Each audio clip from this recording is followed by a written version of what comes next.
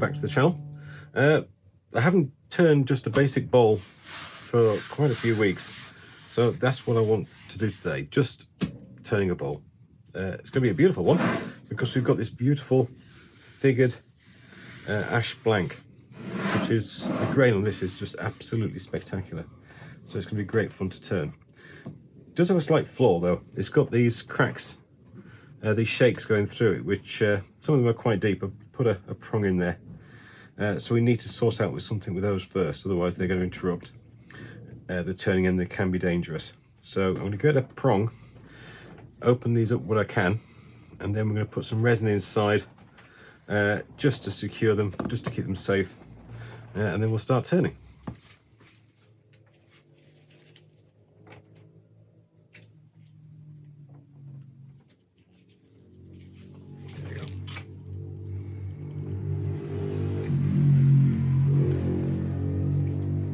It's not going to be a huge contrast to the colour of the wood, but I don't want it to be the main feature. I just want it to be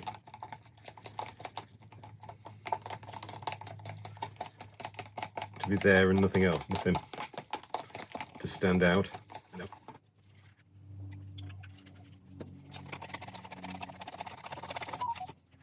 Right, I've got a little pot here which has a almost like a syringe type nib, which I'm going to use to push the resin in deeper into that hole, just so no air gets locked.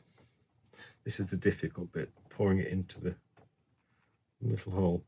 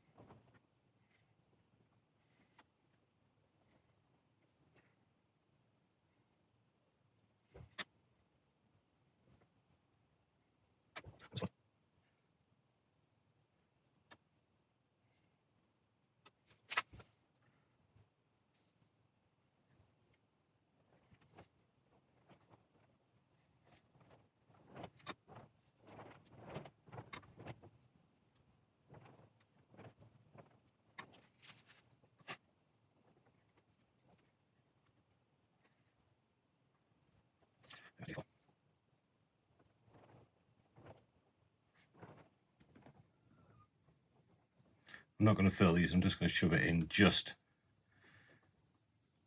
to keep the bottom of these cracks structurally sound.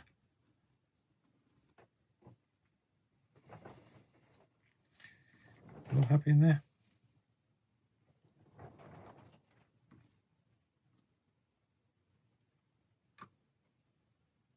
Good.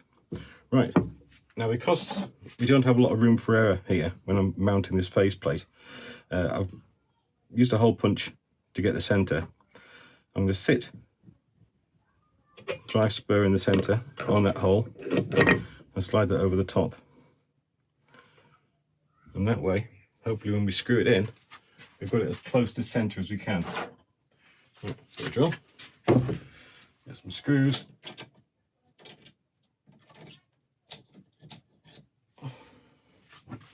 And in a second we'll find out if I was right to assume that it will fit on my lathe.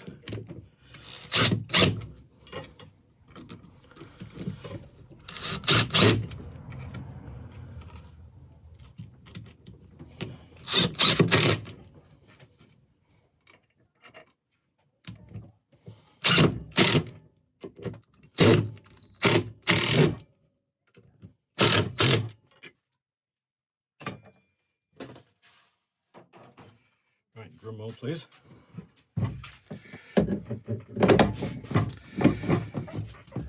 Oh yes, it goes. It fits.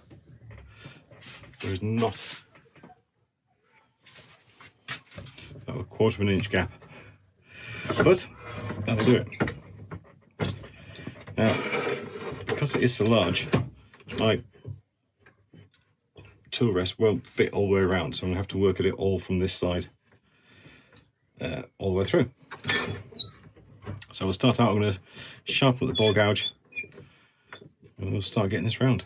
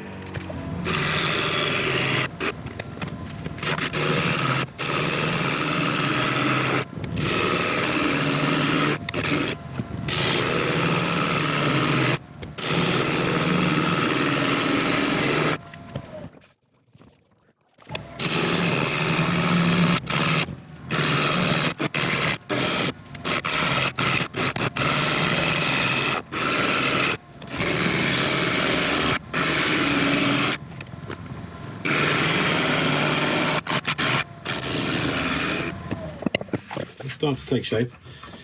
It's certainly hard going. You can see the shake in the wood, and luckily the resin has filled it all the way down to the bottom, which is good news. I've sharpened up 3 times as we've been going along, and it's leaving an absolutely beautiful finish. A little bit of end grain there, but apart from that, that is absolutely awesome. I want to come a bit further in here and then even out this curve, and that'll do for the outside.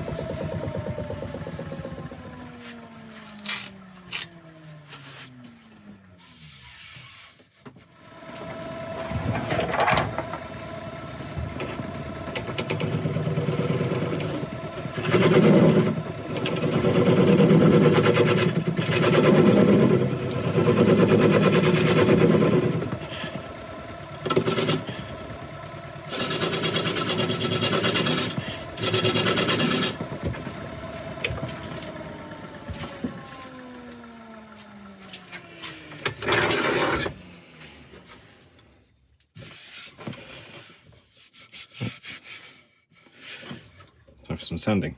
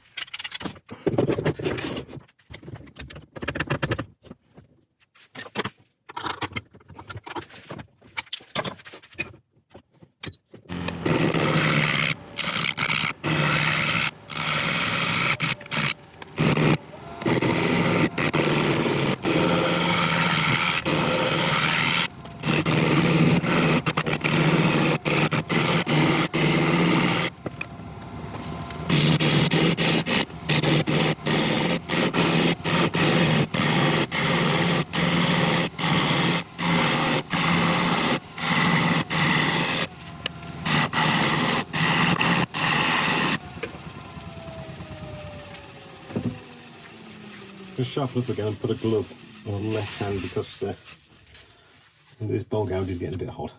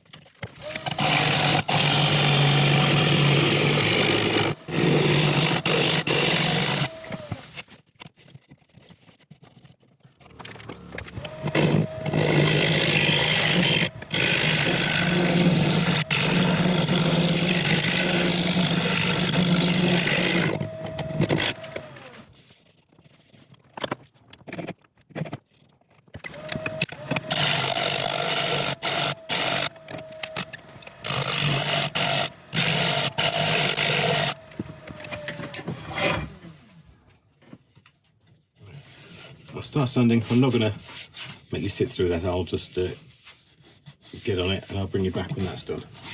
After a prolonged sanding session, we're finally done. There was a lot more end grain issues around this section than I ever anticipated. There's obviously some sort of something going on in the junctions of this wood which caused the shakes, and it's given me no end of grief for the last couple of hours trying to get rid of it. I nearly ran out of sandpaper at one point, but we got there. We have got there. This is just a bit of isopropyl alcohol just to clear off all the dust out the pores. One thing I never expected to happen when I started this journey on YouTube was to have emails and comments made by from other turners, just giving helpful suggestions and ideas and tips and saying what they thought of the pieces I was doing. And it's been fantastic. Now I've had a few emails from a gentleman called David Payne over in America, who's been completely invaluable. He's obviously a very, very experienced turner and woodworker. And he suggested, after having a discussion about something or other, and he suggested putting dye and shellac for a finish. Now, I did try that on the other side, but the sealer I put on first prevented it really making it to the surface. So we're going to do it on this side. I'll put some dye and shellac.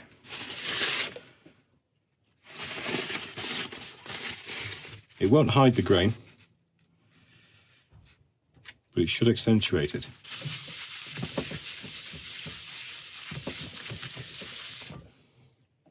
This is a purple dye.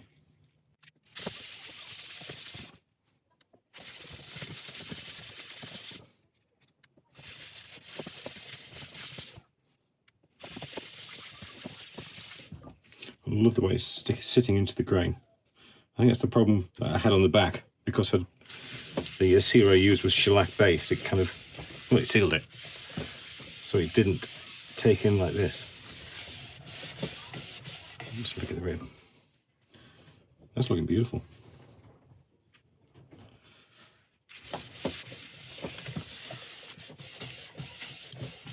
I told him I'd blame him if this went badly, but I also told him I'd thank him if it went well. So at the moment, I think thanks are in order. If you look carefully, when I put the dyed shellac in, it's shown up a little bit of tear out, which I worked for so long to try and get rid of. So I'm going to spend the next, well, I'm going to spend a while resanding out this area, then resand the rest of the bowl, and then refinish it. And I'll see you back in a second.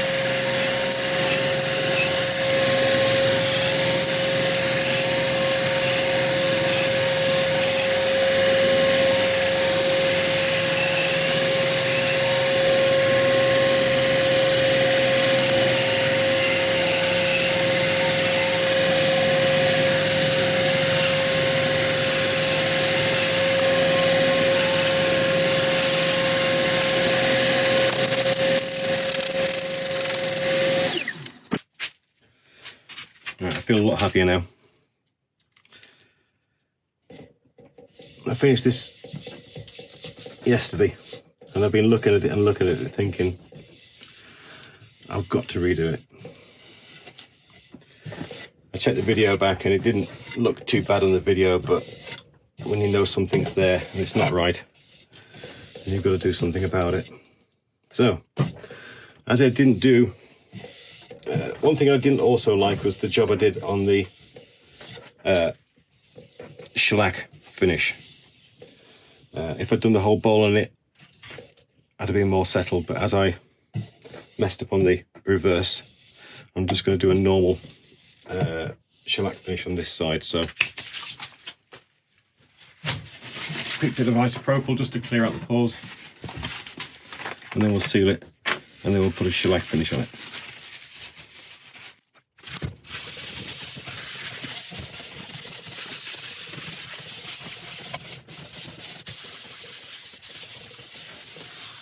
It's still a battered piece of ash, but it's a perfect piece of battered ash now. David, I do apologise. It wasn't your fault that it didn't go to plan. It was entirely mine. But I will try it again. I value your advice.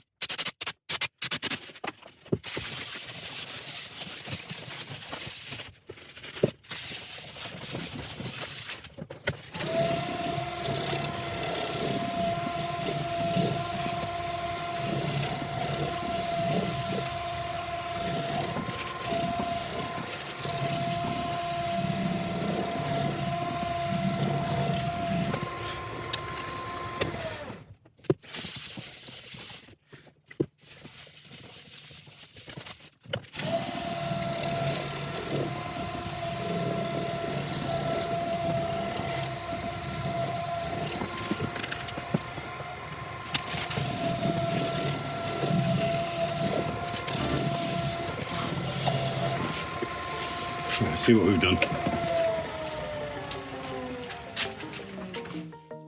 There we have it. A rather magnificent battered oak bowl. Finished with shellac.